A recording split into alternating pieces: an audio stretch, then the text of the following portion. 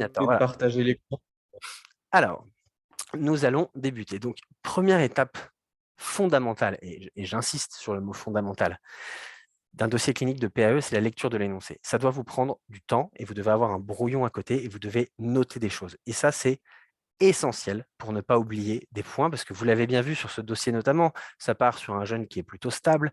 Cette question plus tard, il est en état de choc et on a peut-être oublié des informations importantes qui étaient dans l'anamnèse. Et finalement, ça peut nous coûter cher si on n'a pas été très méthodique dans notre approche. Donc un énoncé, ça se lit et on note les informations. On traduit en langage médical ce qui nous est donné, c'est-à-dire on rassemble les signes ensemble. Par exemple, si on nous dit il y a des crépitants, il y a un éclat du B2, il y a des œdèmes, bah nous, dans notre brouillon, on note OK, il y a des signes d'insuffisance cardiaque. Enfin, on essaye de rassembler les signes. On souligne les points essentiels à ne pas oublier, ceux qui peuvent nous coûter des zéros à la question, les fameux zéros à la question qui sont quand même extrêmement sur un concours aussi sélectif, ça, en général, ça ne rate pas. Hein. Si on a un zéro à la question, ça ne se passe pas bien. Notamment, un exemple parmi d'autres, une femme jeune en âge de procréer qui est présentée dans un sujet, vous devez noter en rouge, en gras, entouré, bêta-HCG. Vous ne savez pas où le sujet va vous emmener, vous ne savez même pas ce que c'est encore, mais il va falloir à un moment écarter une grossesse en cours qui modifiera la prise en charge. C'est ce genre de réflexe qu'on va essayer de vous apprendre. Et 3, il faut formuler des hypothèses avant même la lecture des questions et du sujet. Parce que si vous commencez à regarder brièvement le sujet, vous voyez le jeûne, l'état viral, vous dites «Ah bah, c'est de la myocardite, ça c'est évident», bah, instantanément, vous vous fermez aux autres diagnostics potentiels. Et si vous vous fermez aux autres diagnostics, vous n'allez pas en parler. C'est-à-dire vous n'allez pas donner les signes négatifs qui les écartent. Et ça, c'est sûr, surtout sur un sujet comme ça, que c'est beaucoup de points de perdu. Donc, comment moi je lis cet énoncé? Comment on lit cet énoncé avec Damien? Vous accueillez ce patient en USIC. Première chose, vous êtes en USIC, hyper important. Vous êtes déjà dans un service de soins intensifs de cardiologie, vous n'êtes pas au cabinet, vous n'êtes pas aux urgences. Sous-entendu, vous n'allez pas devoir le transférer en USIC, parce que ça, il y a souvent des points sur la gestion physique du malade. Est-ce que je dois le transférer? Est-ce que je dois le laisser là? Hyper important. C'est un jeune déménageur de 27 ans. Moi, quand je vois des gens jeunes, déménageurs, métier physique, premier réflexe, noter sur le brouillon, attention au reclassement professionnel, attention à l'arrêt de travail, métier physique, est-ce qu'il va y avoir de la contre-indication au sport? J'en sais rien, j'ai même pas encore commencé de lire le sujet. Et ça, moins le cas en cardiologie, mais j'ai gardé ces réflexes de l'internat, c'est un homme jeune, si je mets des traitements qui vont influer sur la fertilité, il va falloir faire attention et conserver les gamètes. Là, c'est moins le cas, c'est de la cardio, mais c'est des réflexes. Il vient pour douleur taux atypique évoluant depuis plusieurs jours. Douleur taux atypique avec essoufflement. Moi, tout de suite sur mon brouillon, je parle d'embolie pulmonaire. Je me demande si c'est un syndrome coronarien. Est-ce que c'est une pneumopathie? Je n'ai pas encore beaucoup d'infos. Est-ce que c'est de la myocardite? Est-ce que c'est un pneumothorax? Il est jeune. Donc tout ça, je le note parce que j'y pense en fait. Une douleur thoracique et dyspnée chez quelqu'un de jeune, pour l'instant, je n'ai pas d'autres informations. Et bien sûr, comme je vois douleur thoracique, je sais tout de suite que je vais faire un électro et une radio. Encore une fois, je n'ai pas encore le reste des infos. Je continue. À l'arrivée, il est stable. Bon, c'est bien, on n'est pas dans un contexte d'urgence. Il est dyspnéique, mais il a 98 de SAT, donc c'est tout à fait rassurant. L'auscultation est normale. Crépitants bilatéraux aux bases, tout de suite, je note, ça, c'est plutôt de l'insuffisance cardiaque gauche. Ça peut être de la pneumopathie interstitielle diffuse, mais bon, on est sur un sujet de cardio, donc a priori, voilà. À l'interrogatoire, il a une angine d'évolution favorable sans antibio 15 jours avant. Donc, clairement, événement viral récent. Cette information est capitale. Les informations dans un énoncé, les examinateurs ne mettent jamais des informations par hasard. Et là, en l'occurrence, cet énoncé, c'est moi qui l'ai rédigé. Je n'ai pas mis d'informations par hasard. 15 jours avant, c'est parfaitement les timings de myocardite, donc on voit déjà un peu le contexte se dessiner. Le CG retrouve un rythme sinusal, des QRS fins, des ondes T négatives de façon diffuse, c'est-à-dire finalement des troubles de repolarisation assez aspécifiques. Est-ce qu'on est dans un contexte d'ischémie? Est-ce qu'on est dans un contexte de myocardite? On ne sait pas encore. À la biologie, on a un franc syndrome inflammatoire biologique. Donc déjà, là, on commence à comprendre. Tropo très élevé, CPK très élevé. Il y a une souffrance myocardique qui est très claire et des dédimères négatifs. Alors là, bien évidemment, l'examinateur ne met pas des dimères négatifs pour rien. Et c'est d'ailleurs une question dont on parlera après. Reins et foie normaux. Super important. Reins et foie normaux. Quelqu'un qui arrive dans un état comme il est lui, avec le cœur explosé, avec des signes d'insuffisance cardiaque, le bilan rénal et hépatique en termes de tolérance sont fondamentaux. Hop, j'admets les retardataires en même temps. Donc, il a une dysfonction ventriculaire gauche et droite à 30%, donc on est dans quelque chose d'assez sévère.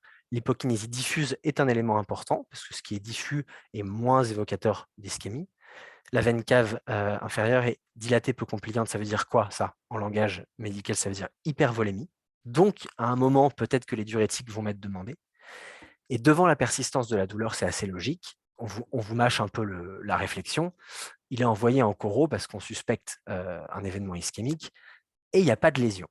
Ça, c'est clairement le signe négatif le plus important de cet énoncé. Ça écarte la cardiopathie ischémique.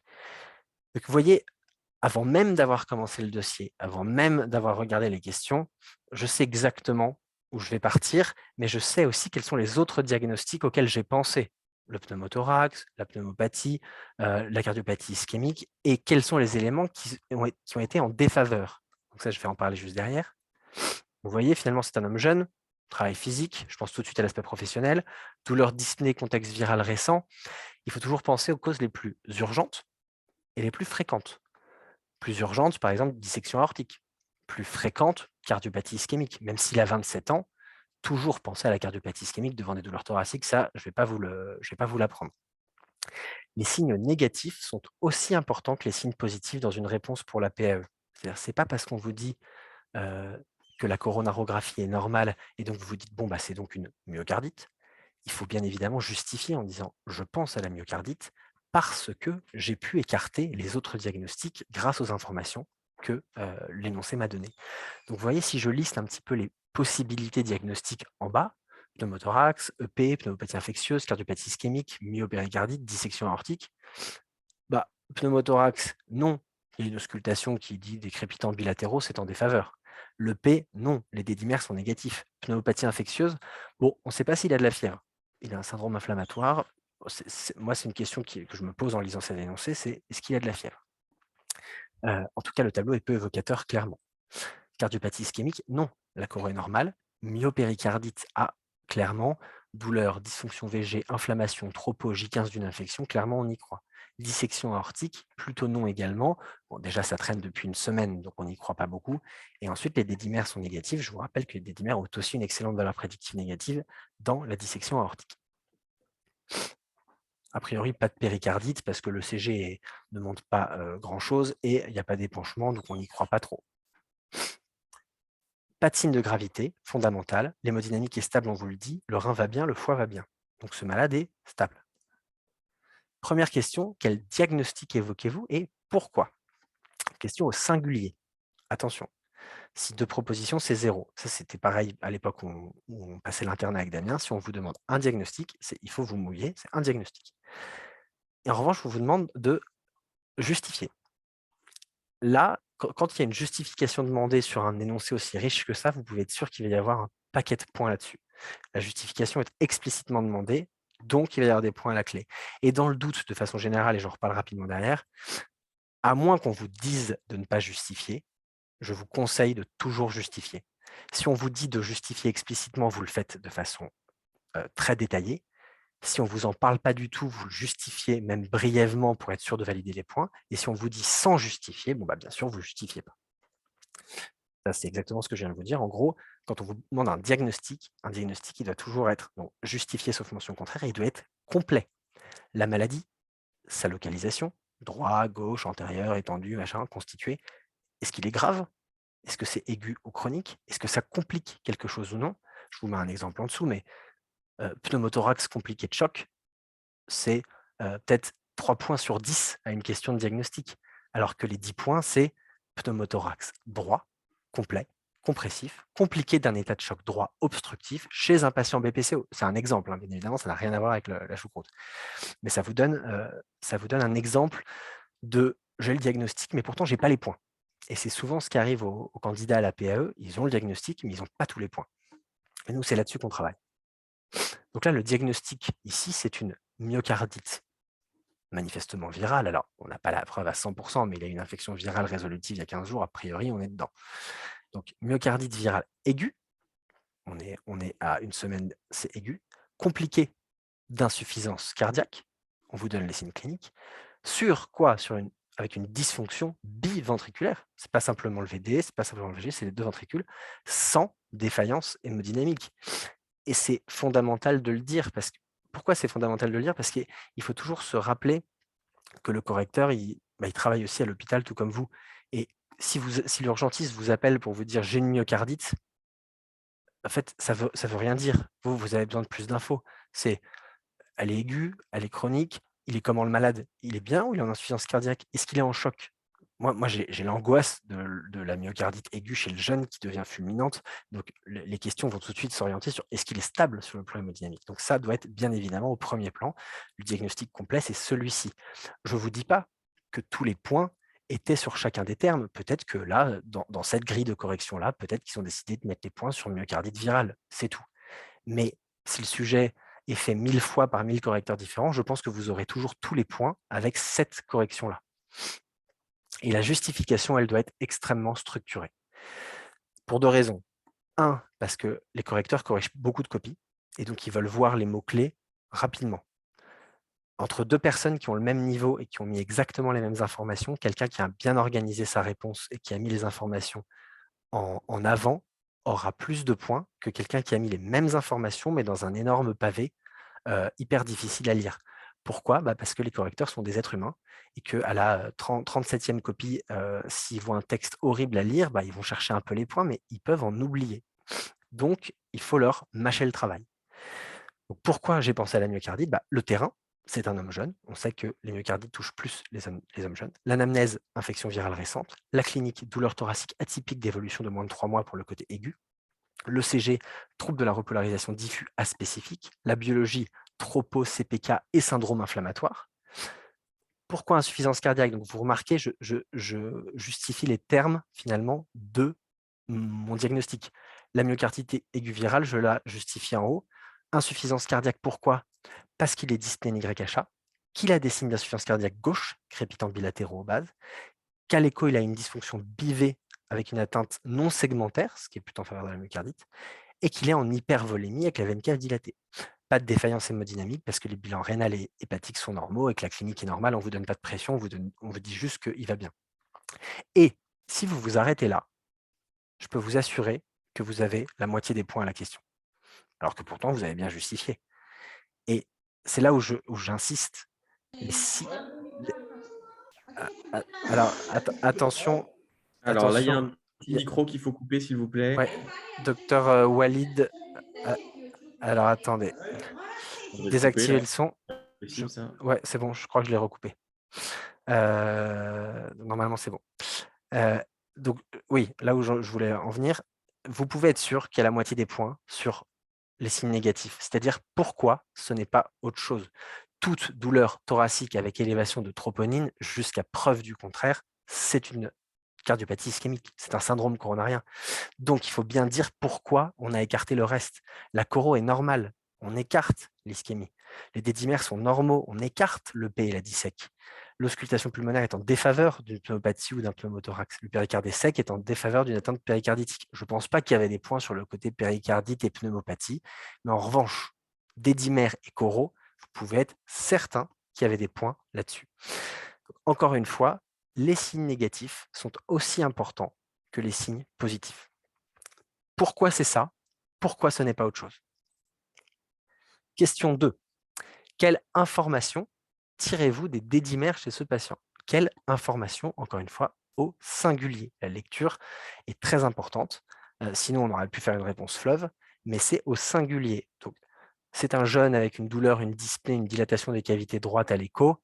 Si on doit choisir entre la dissection ou le P, clairement, on pense plus à l'EP. Même si les dédimères ont aussi une bonne valeur prédictive négative dans la dissection, clairement, là, le diagnostic au premier plan qui peut rivaliser, c'est le P.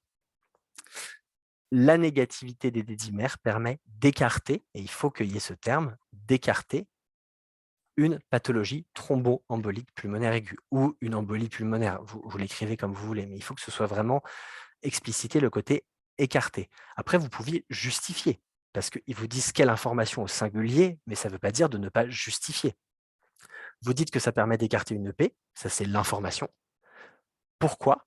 Parce que le malade, il est plutôt à basse probabilité pré-test d'embolie pulmonaire.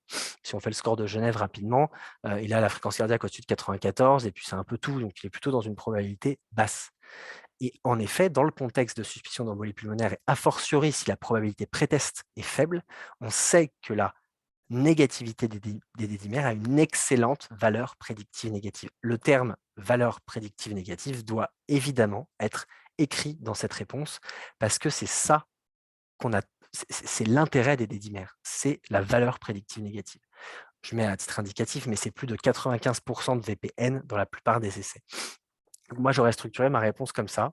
J'écarte le P, parce qu'en plus, j'ai une probabilité pré-test de P assez basse. Je sais que dans les probabilités pré-test basses, la VPN est excellente des dédimères. Pourquoi c'est important de le dire? Parce que dans les probabilités très hautes, si les dédimères sont négatifs, vous êtes super emmerdé. Enfin, vous avez une femme enceinte en choc droit avec une phlébite devant vous, et les dédimères sont nègres. Alors, c'est peu probable qu'ils le soient, mais vous n'allez pas y croire. Vous allez aller au scan. Ça vous montre bien que si la probabilité est extrêmement forte, finalement, on va peu s'intéresser aux dédimères. On va quand même prouver avec le scan. Là, c'est d'autant plus intéressant les dédimères parce que la probabilité est faible.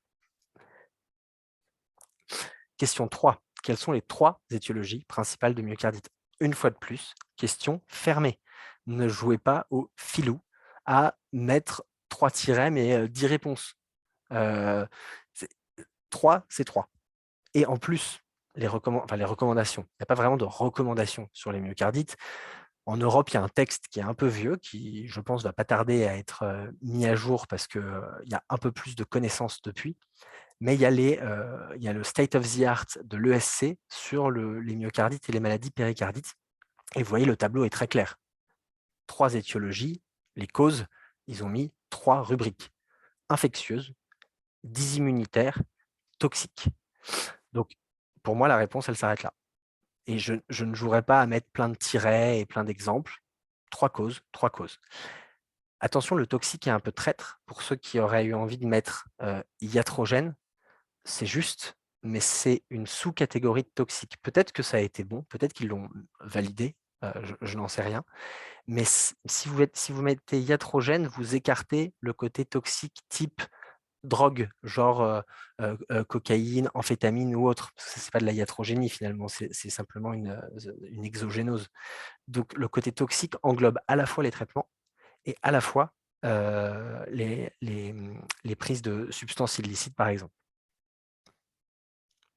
Donc ça, c'est une question plutôt claire. Après, je peux comprendre la déstabilisation des candidats qui sont: est-ce que je dois mettre virale, bactérienne et immunitaire? Est-ce que je dois infectieuse, va tout rassembler? Enfin, je comprends que ce soit pas facile de faire la part des choses dans le stress, mais vous voyez bien que les recommandations là-dessus sont très claires. 1, 2, 3.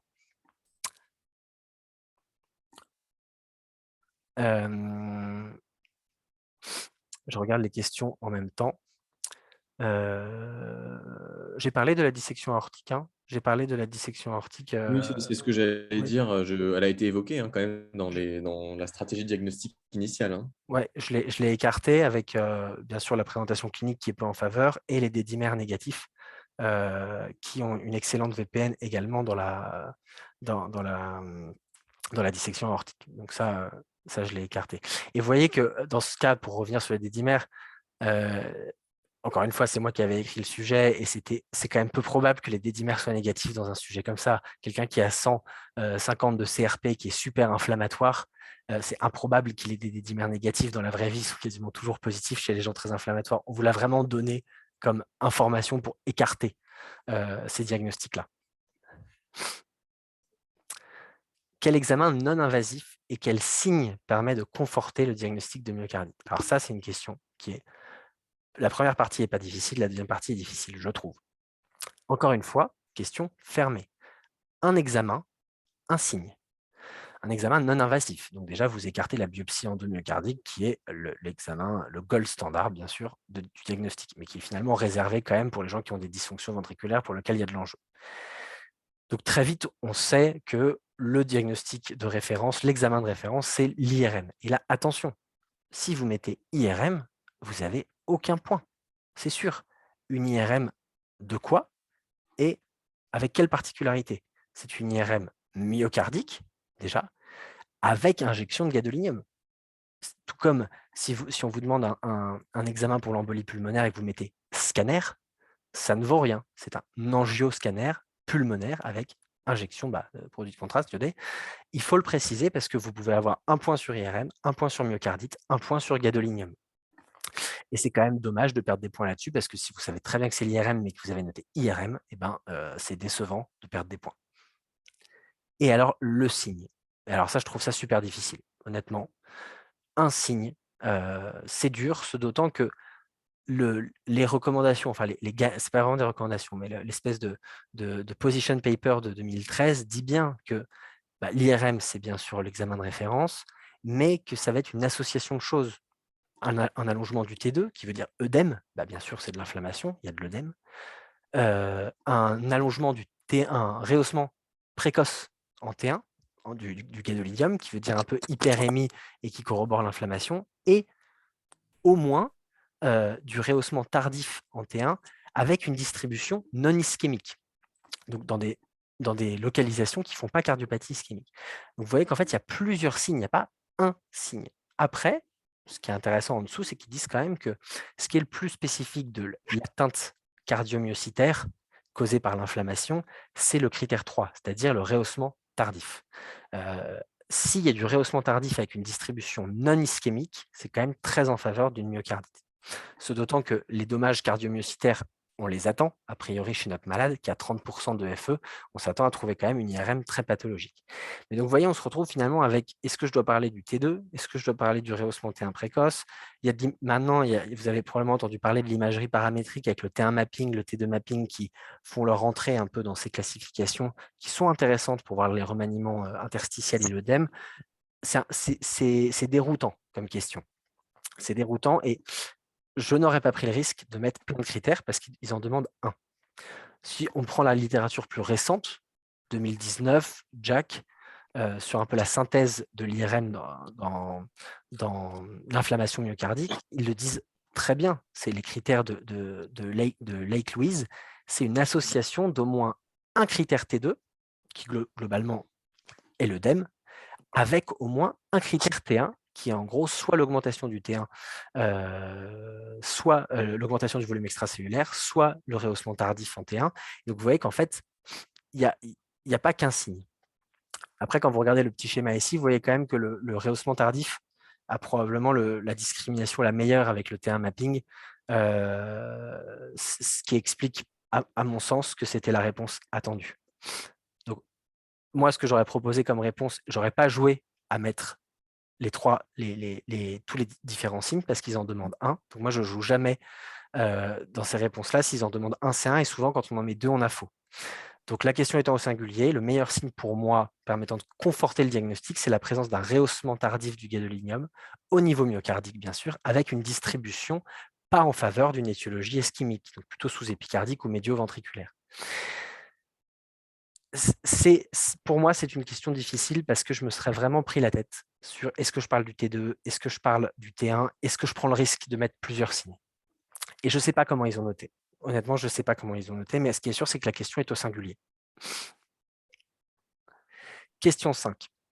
On confirme le diagnostic de myocardite aiguë avec dysfonction VG sévère. Très bien. On débute les traitements adaptés, des IEC, des diurétiques de Lens, et on est appelé 24 heures plus tard. On est dans de la dégradation rapide. Pour hypotension, désaturation, à l'arrivée, il y a le faciès gris, ça, on les connaît bien, ces malades qui sont en état de choc et qui ont vraiment la tête grise. Il est conscient et orienté, plutôt rassurant quand même. Pression artérielle très basse, PAS inférieur à 90 mm de mercure, tachycarde, signe de lutte, décrépitant, 84% de SAT. Donc tout ça, il faut le rassembler, tout comme je vous l'ai dit au début, en paquet. C'est qu'est-ce qu'on vous dit là? En fait, on vous dit que le patient est en collapsus hémodynamique, il est en choc cardiogénique. Et en parallèle, il est en détresse respiratoire aiguë, c'est-à-dire l'association d'une hypoxie avec des signes de lutte. Il a des lésions sur les jambes, ça on va en parler après. Donc là, tout de suite, vous commencez à vous dire, oulala, l'ambiance du dossier, on part sur... Oula, attends, je vais mettre en silencieux Désactiver le son. Tout de suite, là, on commence clairement à s'orienter a priori vers quelque chose de fulminant. Et il y a une part hémodynamique et une part ventilatoire qui commence à être au premier plan. Question 5. Qu'est-ce que c'est que cette lésion? Une photo que j'ai prise en 2014 avec mon téléphone portable, pour information. Ce sont évidemment des marbrures ou du livet-d'eau. Vous avez le droit, pour moi, les deux fonctionnent. Du membre inférieur gauche. Quand on vous montre quelque chose, n'oubliez jamais de le localiser. Je ne pense pas qu'ils aient coté des points sur le membre inférieur gauche, mais prenez cette habitude. Quand on vous montre une radio, un ECG, tout ça, vous localisez le problème. C'est droit, c'est gauche, c'est antérieur, c'est postérieur. Ça traduit quoi? Une hypoperfusion de la microcirculation cutanée. Et ce qu'on voit, ces espèces d'aspects réticulés, c'est la stase sanguine du sang désoxygéné au niveau des vénules. C'est ça la réponse à la question, qui est ici la conséquence directe de la chute du débit cardiaque, c'est-à-dire du choc cardiogénique. Un bref rappel, mais vous le savez peut-être pas, parce que ce n'est pas forcément évident, mais la perfusion de l'épiderme, l'artère fuse vers l'épiderme, il y a l'anastomose avec les vénules qui ont une distribution circulaire au niveau sous-cutané. Et c'est pour ça que quand il y a une hypoperfusion et une stase dans les veines, il y a cet aspect arrondi qui apparaît au niveau sous-cutané.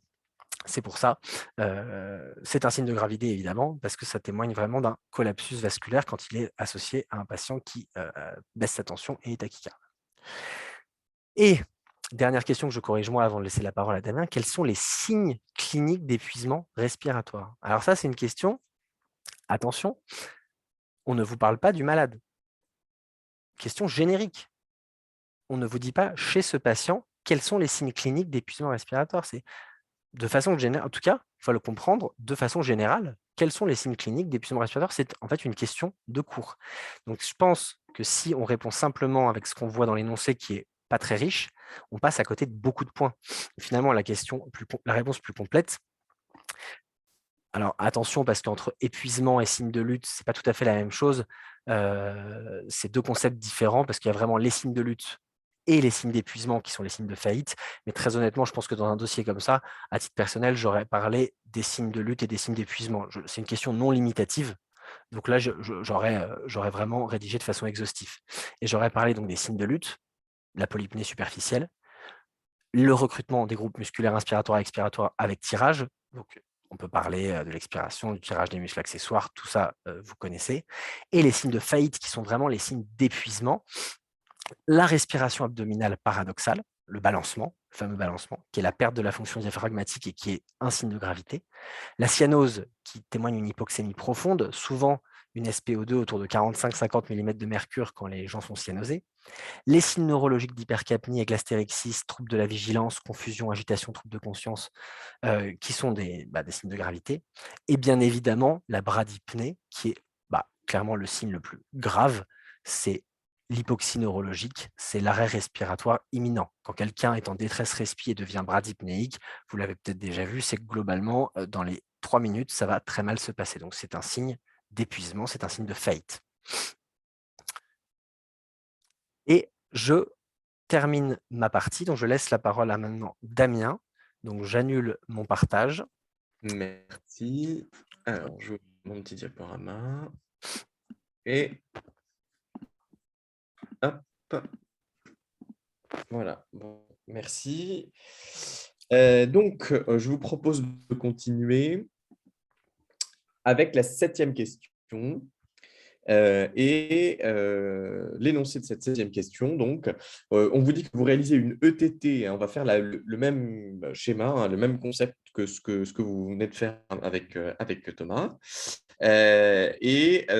Donc, il faut faire une analyse sémiologique de l'énoncé, avec donc une FEVG à 15% sur cette échographie, donc vous avez une dysfonction VG sévère, un débit cardiaque à 1,7 litres minute. Alors évidemment, on n'interprète jamais un débit cardiaque tout seul, mais quoi qu'il en soit, on peut être quasiment certain que 1,7 litres par minute, ça ne suffira pas au malade.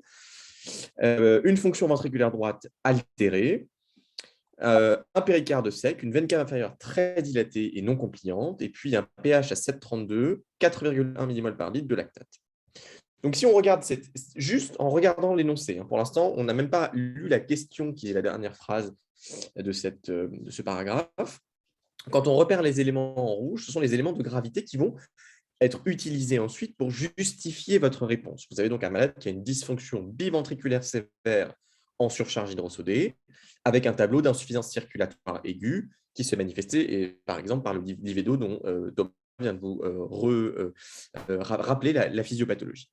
Donc, ça veut dire que quand on met en perspective, et c'est ça qui est très important, il faut faire très attention à l'effet tunnel qui est évidemment un effet assez classique quand on est en concours, quand on est en examen, c'est qu'on se focalise sur la question et on a un petit peu tendance à oublier ce qui se passe autour.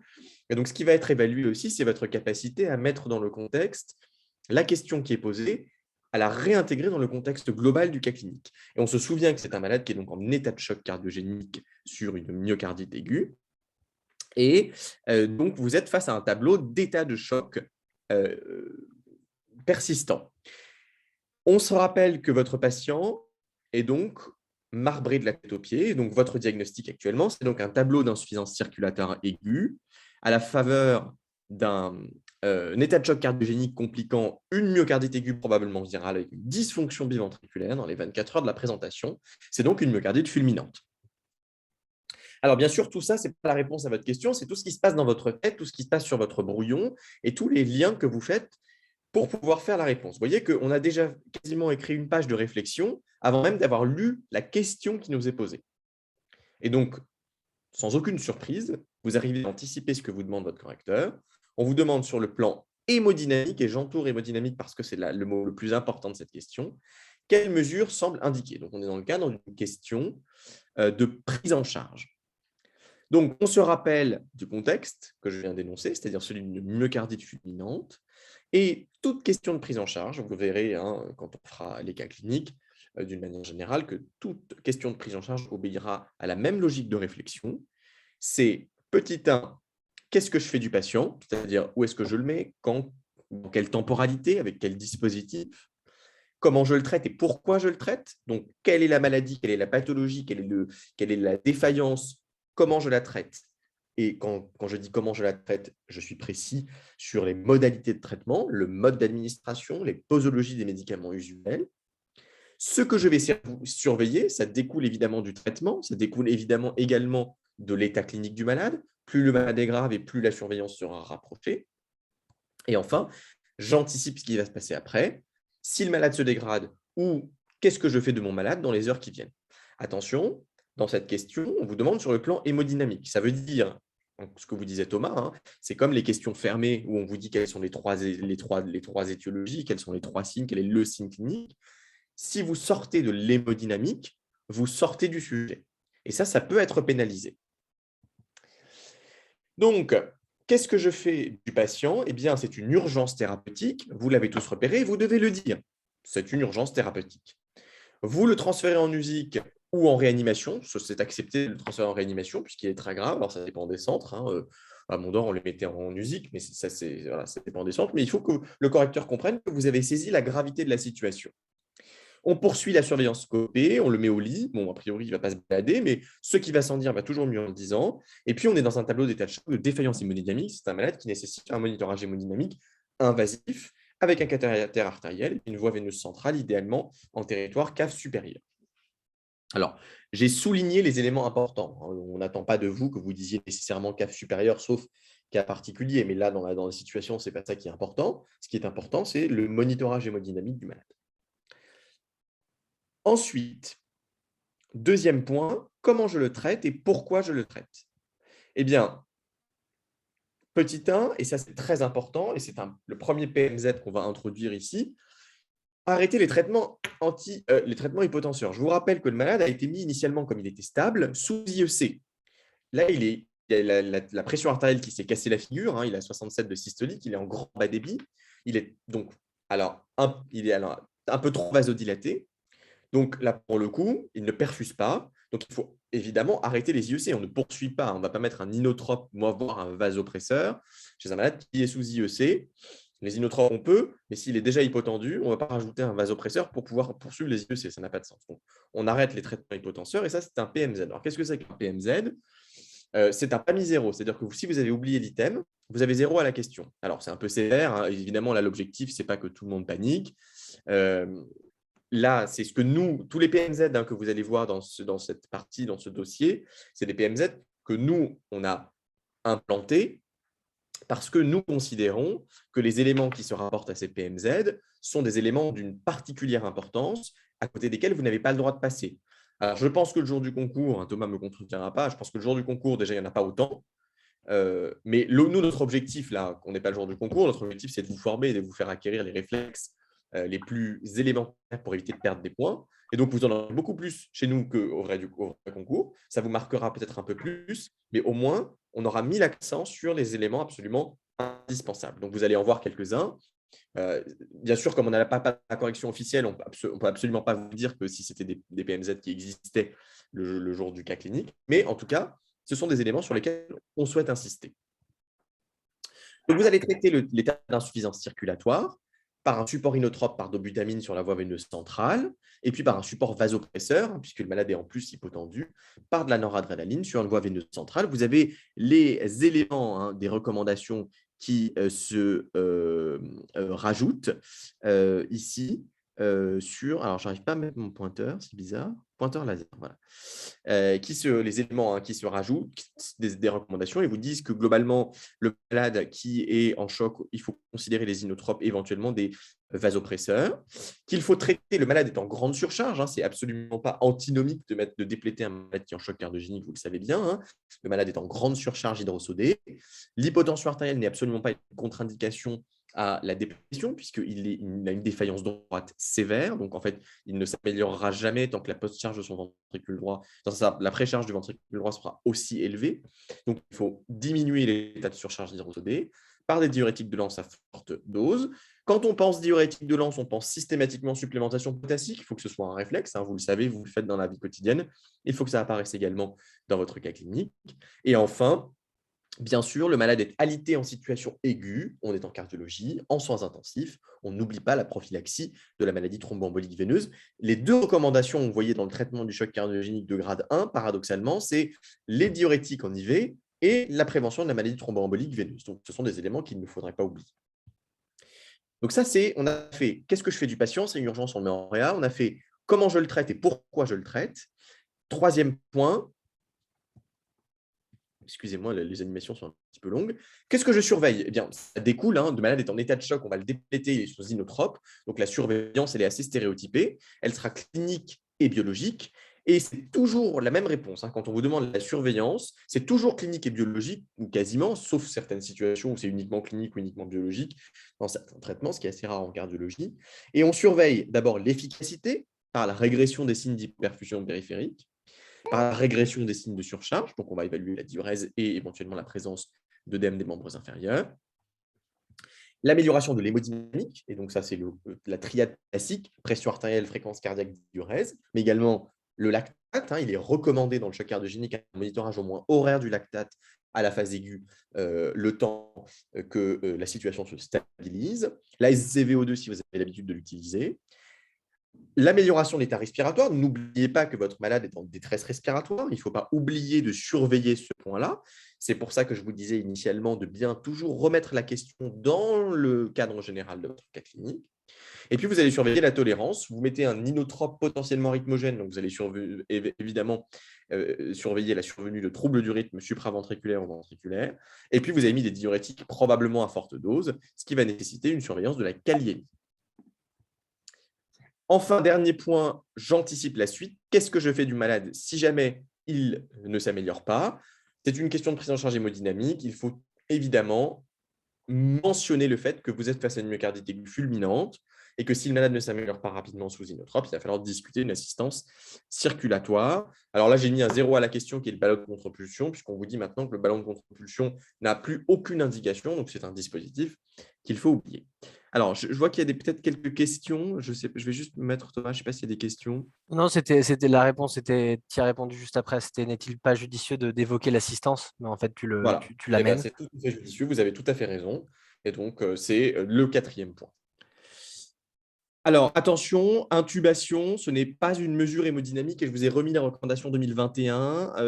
Il était d'usage à un moment donné, c'est bien d'y penser parce que le malade est en détresse respiratoire.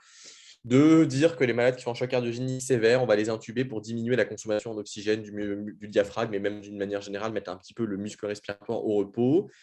Aujourd'hui, les recommandations vous disent quand même que globalement, c'est uniquement si le malade poursuit la dégradation en dépit de l'administration d'oxygène ou d'une ventilation non invasive.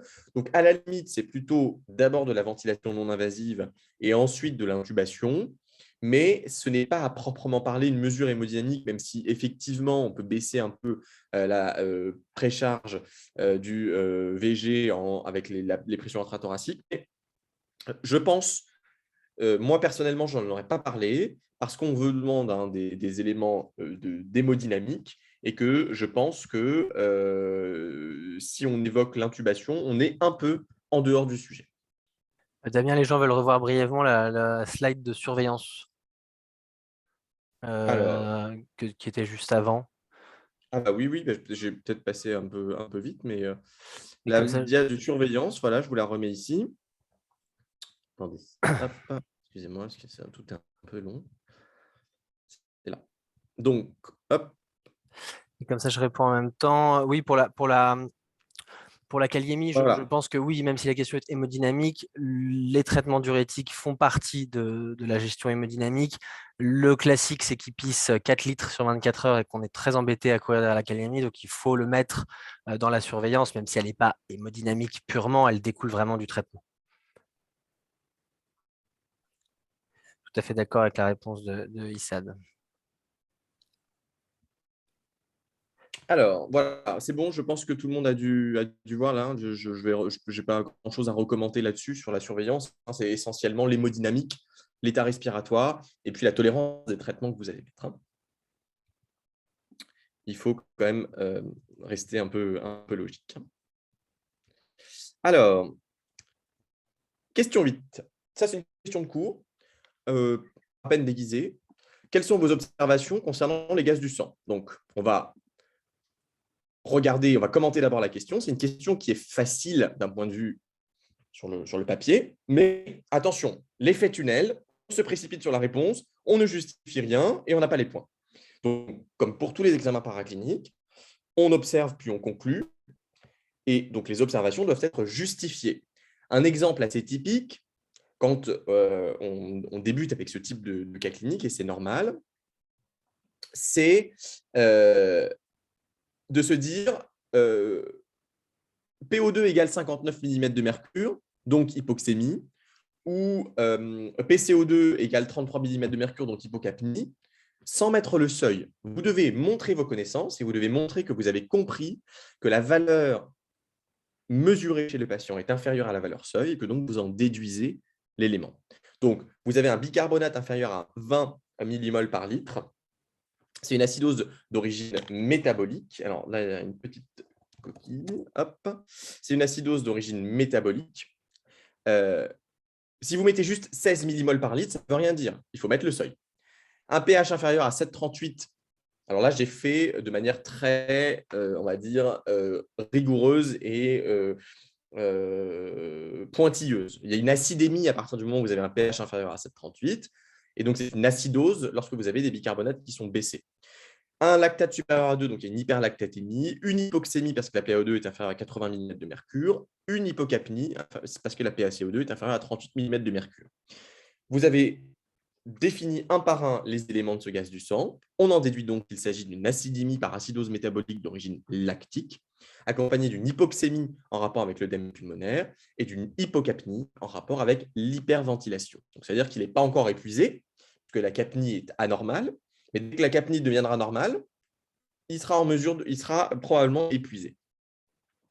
Donc, c'est une acidose métabolique. Je pense que l'élément principal qui vous rapportera des points, c'est l'acidose métabolique d'origine lactique. Elle n'est pas compensée, c'est assez évident, puisque le pH est acide. Mais vos points seront incomplets, forcément, si vous ne justifiez pas pourquoi est-ce que c'est une acidose métabolique d'origine lactique. Ça paraît évident, mais il faut l'écrire pour montrer au correcteur que vous avez compris qu'est-ce qu'on attendait de vous. C'est ça le jeu, c'est ce que vous disiez Thomas au début. Le jeu et le correcteur, tout le monde sait parfaitement que vous savez faire de la cardiologie. Tout le jeu, et vous, il faut vous plier aux règles du jeu, c'est de montrer presque à outrance que vous avez compris où le correcteur voulait vous emmener. Et en fait, à partir du moment où vous avez eu ce déclic, et vous l'aurez à un moment donné quand vous ferez des cas cliniques, quand vous aurez eu le déclic de ne pas forcément vous focaliser sur ce que vous faites dans la pratique quotidienne, mais ce qui est écrit dans les recos et où le correcteur veut vous emmener en fonction des recos, vous avez tout compris, vous avez gagné. Alors, l'évolution de l'état de choc est lentement favorable sous traitement adapté, un relais par furosémide Péros. Donc là, on comprend quand même que globalement, on a mis des médicaments, des inotropes et des diurétiques IV. Le TT de contrôle retrouve une FEVG à 25-30%. Quelles mesures auraient été nécessaires? Je l'ai entouré en rouge et c'est écrit en majuscule en cas de dégradation de l'état clinique sous traitement. Bon, là, on a bien compris qu'on si on se met à la place de l'examinateur, on vous parle d'un éventuel choc cardiogénique résistant au traitement inotrope et diurétique. C'est donc un choc cardiogénique réfractaire. Que fait-on quand on est face à un choc cardiogénique réfractaire? Eh bien, on assiste le malade. Mais si vous mettez ECMO point, vous avez 0. Si vous mettez ECMO point, vous avez 0. Ça ne veut rien dire ECMO. Donc, vous définissez que la dégradation de l'état clinique de votre malade correspond à un état de choc cardiogénique réfractaire sur la dysfonction biventriculaire sévère. Point 1, vous avez compris où le correcteur voulait vous emmener. Point 2, vous montrez vos connaissances. Vous savez que le traitement de l'état de choc, enfin, en tout cas c'est du 2A, hein, ça ne sauve pas forcément la vie, mais en particulier dans la myocardite en bridge to recovery, c'est pas mal. Le traitement, c'est donc un support ou une assistance circulatoire périphérique de type ECMO ou ECLS. Et ce qui est fondamental, c'est de dire qu'elle est véno-artérielle, puisque ce n'est pas une véno-veineuse que vous allez mettre, c'est un choc cardiogénique, ce n'est pas un ARDS. Le problème, ce n'est pas l'oxygénation, c'est la circulation. Donc, il faut que vous mettiez véno-artérielle. Si vous n'avez pas mis que c'est une ECMO véno-artérielle, vous avez 0. Ça n'est pas valable. Vous avez fait donc deuxième point, votre réponse complète. Et troisième point, vous allez plus loin, vous n'êtes pas limité par la question, vous allez plus loin et vous montrez que vous avez compris l'intégration de la question dans le cas général du sujet, que vous n'avez pas oublié les mesures associées. Le malade se dégrade, on ne sait pas s'il est dans un centre de chirurgie cardiaque ou de greffe, il faut le rapprocher d'un centre d'expertise de chirurgie cardiaque et pour discuter une transplantation cardiaque hétéro-orthotopique en cas d'échec, en urgence. Il faut évidemment poursuivre le support inotrope ou vasopresseur, c'est nécessaire. On ne coupe pas la seringue de Dobu ou de noradrénal à partir du moment où on assiste le malade. Et évidemment, cela peut être nécessaire d'intuber, de sédater puis d'intuber le malade pour le ventiler si la détresse respiratoire persiste. Donc, vous voyez que la première chose que vous avez réfléchi lorsque vous avez répondu à votre cas clinique, c'est là, j'ai bien compris, c'est une ECMO qu'il faut mettre. Vous avez tout à fait raison.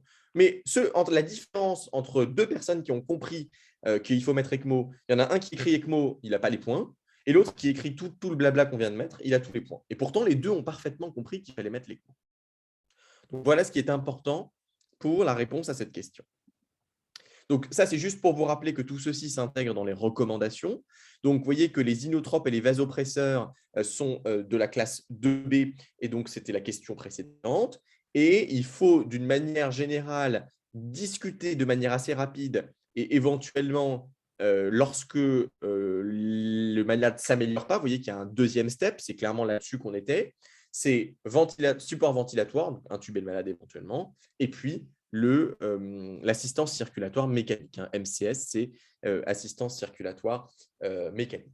Alors, très bonne question, la biopsie myocardique. Évidemment, la biopsie myocardique est le gold standard du diagnostic de myocardite fulminante. En pratique, chez un malade instable qui est en train de se casser la gueule, c'est absolument pas l'urgence.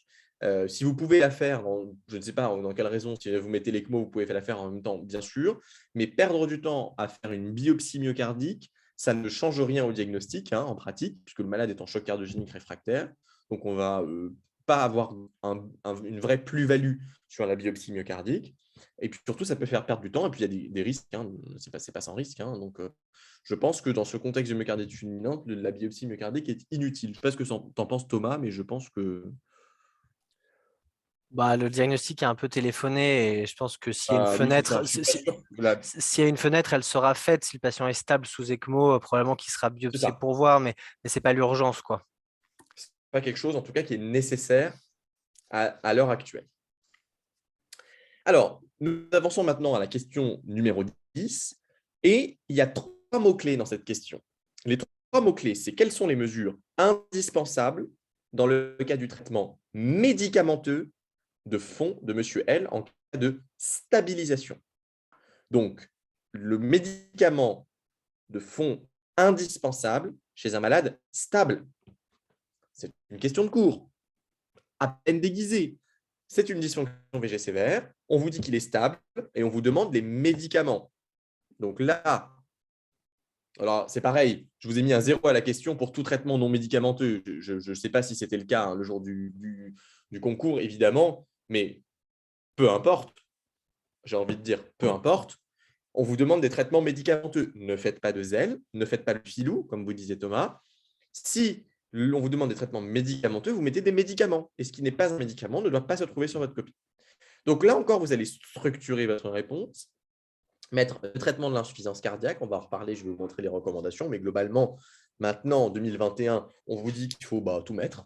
Donc, il n'y a pas trop de débat. Donc, il faut que les 4 classes principales de médicaments apparaissent maintenant sur votre copie. Un bloqueur du système antiangiotensin-aldostérone, IEC ou Entresto d'emblée. Je pense que ce n'est pas faux de mettre de l'Entresto d'emblée. C'est écrit quasiment aussi clairement dans les recommandations. IEC, c'est bon aussi. En tout cas, personne, je pense, dans les correcteurs ne vous aura tenu rigueur de mettre de l'Entresto d'emblée. Un bêta-bloquant, de l'éplérénone, un anti-aldostérone, et de la dapagliflozine. On va en reparler dans quelques instants. Et pour le démontrer, je vous montrerai les recommandations. Bien sûr, là, vous avez un peu de points, et vous avez tous les points, si vous montrez, bien sûr, que vous savez traiter un insuffisant cardiaque, que vous avez vérifié l'absence de contre-indication, et que vous titrez. Ça, c'est un mot-clé hyper important dans un dossier d'insuffisance cardiaque. Il faut que titration, ça apparaisse quelque part. Titration progressive jusqu'à la dose maximale tolérée. On n'oublie pas le traitement symptomatique par diurétique de Lens à la dose minimale efficace. Ce n'est pas un traitement qui diminue la mortalité, c'est un traitement symptomatique d'insuffisance cardiaque, avec supplémentation potassique adaptée à la calémie, comme toujours quand on met des diurétiques de Lens. Alors, pour vous rappeler les dernières recommandations, vous voyez ici que je vais remettre mon pointeur laser. Pointeur laser, c'est HF ACE inhibiteur, bêta-bloquant, MRA, dapagliflozine. Vous voyez, c'est que du grade 1A. Et on peut même d'emblée utiliser le sacubitril/valsartan en remplacement des IEC. Alors, donc ça, c'est juste les textes qui justifient ce que je viens de vous dire, et en particulier le fait qu'on pouvait mettre d'emblée éventuellement de l'Entresto, c'est l'étude paradigme HF. Mince. Pionnier HF, pardon. Donc, ça encore, vous voyez, la réponse à la question, elle était là, en fait, juste ici. Classe 1 pour les 5 traitements que j'ai cités. Donc, si vous n'avez pas, il faut que vous ayez ces 5 traitements-là, sinon vous perdez des points de manière obligatoire. Alors, une petite question qui fait référence à ce que j'ai dit tout à l'heure sur le fait que d'aller sur l'assistance circulatoire d'emblée. Alors, je ne suis pas tout à fait d'accord, même si c'est une recommandation de grade 2B. Chez un malade qui est en choc cardiogénique réfractaire sévère avant de se jeter sur les canules, on va quand même passer d'abord par la phase du traitement médicamenteux, puisque ça peut parfois permettre de sursoir à l'assistance mécanique. La dysfonction biventriculaire en elle-même n'est pas une indication d'ECMO, c'est essentiellement le fait qu'il soit résistant aux inotropes. Après, toute la subtilité, c'est justement effectivement d'être dans le « et », c'est-à-dire qu'en fait, il faut que tout ça soit considéré en même temps. Il ne faut pas perdre de temps, il ne faut pas perdre 23 jours à se poser la question de est-ce que je mets ou non une ECMO. Mais vous voyez que là, on considère tout ça, et si ça ne s'améliore pas, là, il y a de nouveau l'assistance circulatoire. Et donc, si on se refie à la construction du cas clinique, c'est assez clair que d'abord, on va vous faire parler des inotropes et qu'ensuite, on va vous faire parler du fait que ça ne fonctionne pas et donc d'aller à l'assistance circulatoire, en particulier sur un dossier de myocardite. Alors, on a bien scindé en deux, vous voyez que alors, les traitements spécifiques, si une biopsie est réalisée, justement, c'est là, par exemple, typiquement, donc quelqu'un qui demande, Saadi demande si qu'est-ce qu'on fait des traitements spécifiques si une biopsie est réalisée, là, vous avez inventé une question, typiquement. Il faut faire attention parce qu'il ne faut pas répondre à des questions qui n'existent pas. On vous demande le traitement de fond. À aucun moment, on ne vous parle de biopsie. On ne vous dit même pas si une biopsie est réalisée. On ne vous parle pas de biopsie, donc vous ne devez pas parler de traitement spécifique parce que vous ne connaissez pas l'étiologie. Donc là, si vous pouvez faire un pavé, si vous voulez, de 3 pages sur tous les traitements spécifiques et immunosuppresseurs qu'on pourrait discuter, mais ça va vous faire perdre du temps, malheureusement, mais ça ne vous apportera pas de points parce qu'à aucun moment, on ne sous-entend même que vous avez fait une biopsie. Alors, question 11, donc concernant le mode de vie de monsieur L, que lui préconisez-vous en termes de mode de vie et règles hygiéno-diététiques? Donc, vous voyez qu'on a scindé. La question 10, elle vous demande les médicaments. Et la question 11, en fait, elle vous demande tout ce qui n'est pas médicament. Donc, c'est très important dans ces deux questions. C'est pour ça qu'il faut lire le sujet dès le début, de ne pas parler des éléments qui sont non médicamenteux dans la question médicamenteux et de ne pas parler de médicaments dans la question mode de vie et règles hygiéno-diététiques. Vous avez eu deux questions, vous séparez votre propos. Il y a un élément indispensable toujours dans des dossiers d'insuffisance cardiaque, on va en reparler, hein, c'est bien entendu… en fait, il y a un élément indispensable, mais si vous voulez, tout le blabla que je vais vous mettre là, c'est indispensable. C'est… pourquoi est-ce que… Voilà, c'est plutôt ça qu'il faut regarder. Donc, c'est une question de prise en charge, on va dire, d'une maladie chronique. Il y a un blabla dans les maladies chroniques. On va toujours ressortir. C'est toujours une prise en charge multidisciplinaire. Donc, vous voyez, c'est du grade 1A. Il faut toujours éduquer, informer le patient sur sa maladie, sur l'évolution, sur les signes et symptômes de décompensation devant amener à consulter. Il faut du soutien psychologique. Il faut une ALD 100%. Bon, ça, c'est assez classique. On vous dit dès le début que le malade est déménageur, il est jeune, il est en activité professionnelle, il faut l'arrêter. Il faut lui contre-indiquer, s'il y avait un PMZ à cette question, ce serait probablement celui-là. C'est contre-indication au sport pendant 6 mois à l'issue d'une myocardite aiguë, parce que voilà, ils sont en terrain arythmogène. Et puis, une réadaptation cardiaque adaptée. Parce qu'on est toujours un tout petit peu plus frileux à faire réadapter des malades avec une myocardite aiguë, mais lui, il a une vraie dysfonction VG sévère, donc il a un vrai bénéfice à faire de la réadaptation cardiaque. Vous devez quand même préciser on va dire, comment dirais-je, en nuançant un petit peu le fait que vous avez compris que vous étiez dans une situation un peu particulière et que, il faut adapter votre propos. Alors, la réadaptation cardiaque inclut l'éducation, etc. Bien sûr, c'est pour ça que c'est important. Il n'y a pas que du sport, hein. On fait aussi des ateliers d'éducation thérapeutique, d'éducation diététique, etc. Donc, dans tous les cas, il y a un bénéfice pour le malade. S'y associe, et ça c'est une nouveauté des recommandations qui sont un petit peu plus claires par rapport à avant, c'est les autres règles hygiéno-diététiques. Et puis, donc, activité physique régulière, une restriction hydrique modérée, un régime contrôlé en sodium, pas sans sel, hein, c'est contrôlé en sodium. Vous voyez, je vous l'ai remis à côté. Évidemment, diminuer, arrêter l'alcool, la vaccination antigrippale annuelle et arrêter le tabac si jamais le malade fume. Là, je ne crois pas qu'il fumait, mais en tout cas, si jamais il fume, il faut arrêter le tabac. J'en profite juste, Damien, pour répondre à une question sur si on vous demandait le timing de surveillance pour passer du traitement à l'assistance, on ne vous demandera pas ça. Ce n'est pas possible. Personne n'a la réponse. C'est quelque chose, comme l'a dit Damien, c'est quelque chose de simultané. On démarre la dobu et au moment où on démarre la dobu, on appelle les réa et on dit j'ai un malade qui est en train de s'aggraver, je lui mets de la dobu sur une myocardite. Il y a de fortes chances que dans quelques heures, on en soit à l'ECMO. Donc, et là, si on met la dobu et que 30 minutes plus tard, il est en train de chuter sa PAM, il est marbré de la tête aux pieds, on n'attend plus. Si en revanche, dès qu'on met la dobu, on voit qu'il y a un semblant de stabilisation et que ça va mieux, bon, bah, on recontrôle les gaz et le bilan peut-être 1 heure ou 2 après, mais il y a pas de… c'est tellement dépendant de la situation qu'on ne vous demandera pas un timing précis parce qu'il n'existe pas. Oui, c'est ça. En fait, si vous voulez, on a voulu vous modéliser ça avec les deux questions. La première question qui vous demande les inotropes et l'autre question, l'ECMO, mais jamais on chiffrera un délai. Hein. Alors, dernière question, assez classique dans sa construction sur un dossier d'insuffisance cardiaque. Le malade a une FEVG à 30% avec des QRS larges à 3 mois. Que proposez-vous? Alors là, il y a un petit schmilblick de formulation, c'est qu'on ne sait pas comment il est traité. On sait QRS large, ça ne veut pas dire grand-chose. Hein. Bon, je pense que tout le monde a très bien compris où on voulait vous emmener. C'est un jeune patient avec une dysfonction VG sévère persistante à 3 mois. Tout le monde a très bien compris qu'on voulait vous emmener vers le DEF. Mais il faut être un petit peu plus malin que le correcteur, parce que ce genre de questions un peu floues, ça peut arriver. Et donc, vous montrez que vous avez compris qu'il y avait des conditions. On ne sait pas si elles sont présentes, mais en tout cas, donc il faut préciser que si le malade, bien sûr, est symptomatique sous traitement médical optimal, on est à 3 mois de la phase aiguë, on peut lui proposer d'implanter un défibrillateur cardiaque implantable avec une resynchronisation, défibrillateur triple chambre, parce qu'il a une dysfonction VG à moins de 35%.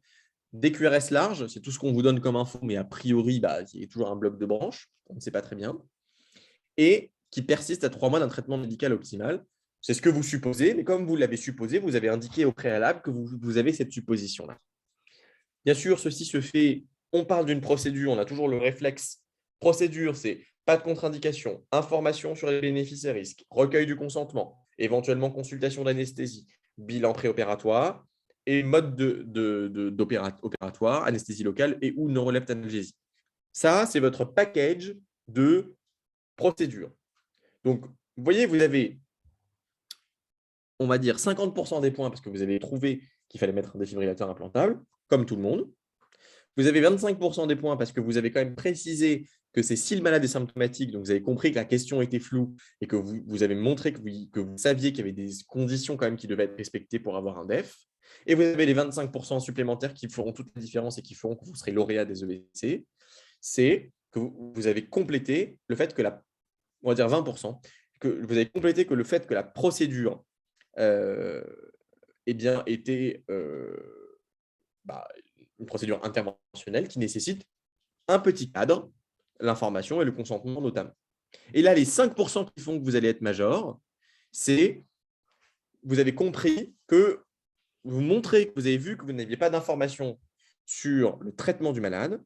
Et donc, vous mettez une petite phrase en disant, évidemment, si c'est possible, vous optimisez le traitement médicamenteux du patient, majoration des bêta-bloquants, on le passe à l'Entresto s'il n'en avait pas, on ajoute de la dapagliflozine s'il n'en avait pas déjà, etc. Et donc ça, vous avez 100% des points et vous êtes major. Donc, vous voyez, tout le monde sait les choses. La différence à ce concours ne sera pas sur qui c'est quoi, elle se fera sur qui arrive à restituer de manière rigoureuse, et c'est tout l'objectif de la formation qu'on vous propose, qui arrivera à restituer de manière rigoureuse ses connaissances. Donc, vous voyez, la réponse était là dans l'algorithme de l'insuffisance cardiaque, CRTD, chez les malades qui sont toujours symptomatiques. Voilà, on a terminé pour ce cas clinique. On va vous demander peut-être juste 5 minutes de votre temps, juste pour conclure cette session. Comme vous l'avez très bien dit Thomas, je pense que ce n'est pas la peine de trop insister dessus. Hein. L'objectif de IPAE, c'est une formation en petits groupes à distance pour une formation qualitative. On privilégie le petit groupe pour pouvoir avoir une formation beaucoup plus personnalisée. Et si vous demandez, je pense aux collègues qui nous ont fait confiance l'année dernière, eh bien, je pense que c'est un modèle qui a été assez plébiscité parce que ça permettait d'avoir des échanges très constructifs avec nos 3 piliers, hein, la méthodologie, renforcer les connaissances et puis les mises en situation par des concours blancs. Je vous rappelle le planning qui commencera fin juin. Si vous vous inscrivez, bien sûr, vous aurez le programme définitif quelque temps avant parce que ça va un peu aussi dépendre des informations qu'on a sur les dates exactes de la PAE pour pouvoir se caler pour que ce soit pédagogiquement logique. Donc, une conférence de pure méthodologie que vous fera Thomas qui sera vraiment basée que sur la méthodologie, pas sur les connaissances, avec des conférences thématiques, des concours blancs et puis une semaine de dernier tour de révision où on va corriger les concours blancs et on va corriger d'autres annales ensemble en mettant l'accent vraiment là, on carbure sur la méthodologie finale. Donc, si vous voulez vous inscrire et que vous êtes convaincu, bien entendu, vous pouvez le faire via le site, c'est très simple. Les places sont limitées. Hein, on est à 30-35% et on clôturera les inscriptions le 27 juin. Tous les horaires qu'on donne sont des horaires à heure française. Hein, d'accord ? Donc, les conférences sont toujours sur Zoom. Et pour les collègues qui sont inscrits, elles sont enregistrées. Donc, vous aurez la possibilité, bien entendu, de les revoir si jamais vous ne pouvez pas assister au direct. Mais évidemment, on vous encourage à assister au direct parce que ce sera le moment d'échanger et de faire quelque chose de très interactif. Si vous avez des questions sur la préparation, n'hésitez surtout pas à nous solliciter. Attention, le mail peut-être qui est sur le site est un peu faux parce qu'on a, comme vous l'a dit Thomas au début, des petits soucis techniques. Le mail à utiliser, c'est celui que vous avez sur cette diapositive ou alors directement via le module de contact sur le site. Mais il vaut mieux envoyer à contact.ipae@gmail.com pour être sûr d'avoir une réponse. Et puis, dernier point, si vous avez des copains et des collègues gériatres, eh bien, sachez que Emmanuel Mani, qui est gériatre à la Pitié-Salpêtrière, nous a rejoint cette année et elle vous a concocté un programme de gériatrie complet, comme pour la cardiologie, qui, bon, avec des petites spécificités que vous pouvez trouver sur le site. Mais si vous avez des collègues, des copains, des familles gériatres qui veulent être accompagnés, c'est sur le même modèle. Emmanuel a énormément d'expérience également en enseignement. Vous aurez donc possibilité de vous inscrire à la gériatrie pour ceux qui le souhaitent. Donc, voilà, on a la grande nouvelle, la grande nouveauté de vous annoncer que cette année, IPAE va s'étendre et donc proposer en plus de la cardiologie, la gériatrie. Voilà, je ne sais pas si Thomas, tu as des trucs à rajouter. Merci à tous de votre attention. On espère vous retrouver nombreux. Ouais, ben non, j'étais Et très bien puis, conclu. Donc, au revoir à tous. C'était chouette de présenter ça. Et n'hésitez pas si vous avez des questions, on est très on réactifs. est dispo. Et voilà, et on a hâte de commencer la préparation 2022 parce que c'était quand même sympa en 2021. Exactement. Très bonne soirée à tous. Allez, Bonne soirée. au revoir. Au Merci, au revoir. revoir.